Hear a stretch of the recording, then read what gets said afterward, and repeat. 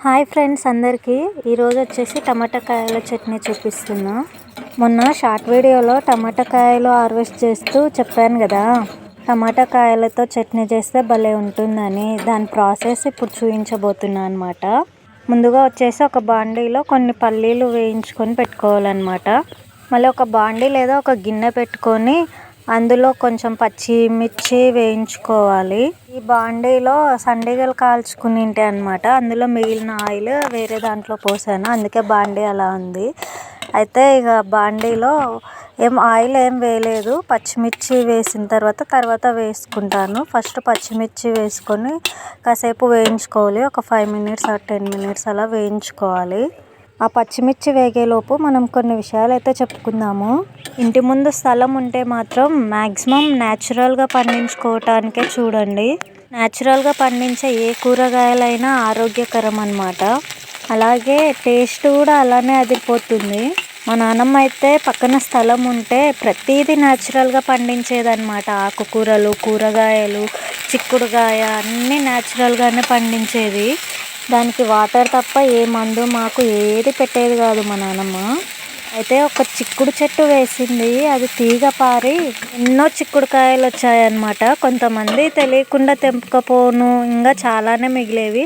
ఇక కూర వండంగా కూడా ఎక్కువ మిగిలిన కాయలతో అలా చిక్కుడుకాయని ఎండబెట్టేదన్నమాట. ఎండబెట్టి వాటిలోని విత్తనాలు తీసి ఓ డబ్బాలో స్టోర్ చేసేది. వెండిన ఆ చిక్కుడు విత్తనాలతో గుగ్గిళ్ళు వేసేదన్నమాట. అలా ఒక పూట టిఫిన్లా చేసేది. అలా చిక్కుడు గింజలతో గుగ్గిళ్ళు చాలా బాగుండేవి. ఆరోగ్యానికి ఆరోగ్యకరము, న్యాచురల్గా పండినవి, ఇటు టేస్ట్కి టేస్ట్ భలే ఉండేవి అన్నమాట. ఇక ఆకుకూరలు వచ్చేసి పుండుకూర, అంటే మా సైడ్ పుండుకూర అంటారు, గోంగూర అనమాట.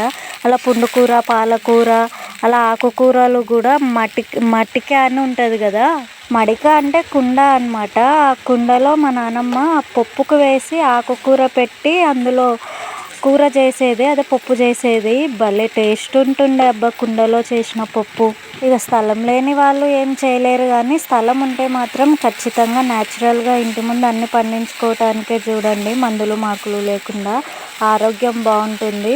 ఇక వచ్చేసి ఈ చట్నీ విషయానికి వచ్చేస్తే, ఈ చట్నీ కూడా మా నాన్నమ్మ దగ్గర నేర్చుకున్నదే అనమాట. బాండీలో కొంచెం ఆయిల్ వేసి పచ్చిమిర్చి వేయించుకున్న తర్వాత ఇక కాసేపటికి ఉల్లిగడ్డలు, పచ్చి టమాటా కాయలు వేసి వేయించుకోవాలి. ఇక్కడ వచ్చేసి ఇవి తొందరగా వేగటానికి కాస్త సాల్ట్ వేయాలి. సాల్ట్ వేస్తే ఎలా అంటే ఇవి తొందరగా మగ్గుతాయి అన్నమాట. ఇక వేగాయో లేదో చూడటానికి ఒక టమాటా కాయని స్పూన్తో ఇందాక చూపించాను కదా, ఇక్కడ చూపిస్తున్నట్టు ఒక కాయని ఇలా ఒత్తి చూడండి, అది నలిగితే ఇక వేగినట్టే అనమాట. ఇక చట్నీ మగ్గిన తర్వాత కాసేపు ఆరనివ్వాలి. ఇక అది ఆరిన తర్వాత ఒక మిక్సీ గిన్నెలో ఫస్ట్ పల్లీలు మిక్సీ పట్టుకోవాలి, అది వీడియో మిస్ అయింది. పల్లీలు మిక్సీ పట్టిన తర్వాత ఈ చట్నీ మిశ్రమాన్ని వేసి అందులో కాస్త జీలకర్ర వేసుకోవాలి. ఇక ఇందాక టమాటాలు మగ్గేటప్పుడు సాల్ట్ వేసాం కదా, అందుకే టేస్ట్ చూసి కొంచెం సాల్ట్ వేసుకోవాలి. తర్వాత వెల్లిపాయలు వేసుకోవాలి.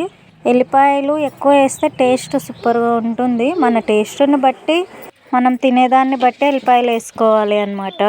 ఇక మాకైతే ఎల్లిపాయలు ఎక్కువ వేస్తే ఇష్టం అనమాట, అందుకే ఎల్లిపాయలు ఎక్కువగా వేస్తాను. ఇక తర్వాత మిక్సీ పట్టుకోవాలి. మిక్సీ పట్టిన తర్వాత దీన్ని తాలింపు పెట్టుకోవచ్చు, ఇలాగైనా వదిలేయచ్చు. ఇక నేనైతే తాలింపు పెట్టాను అని ఆ వీడియో తీయలేదన్నమాట. ఎలా అనిపించింది ఫ్రెండ్స్?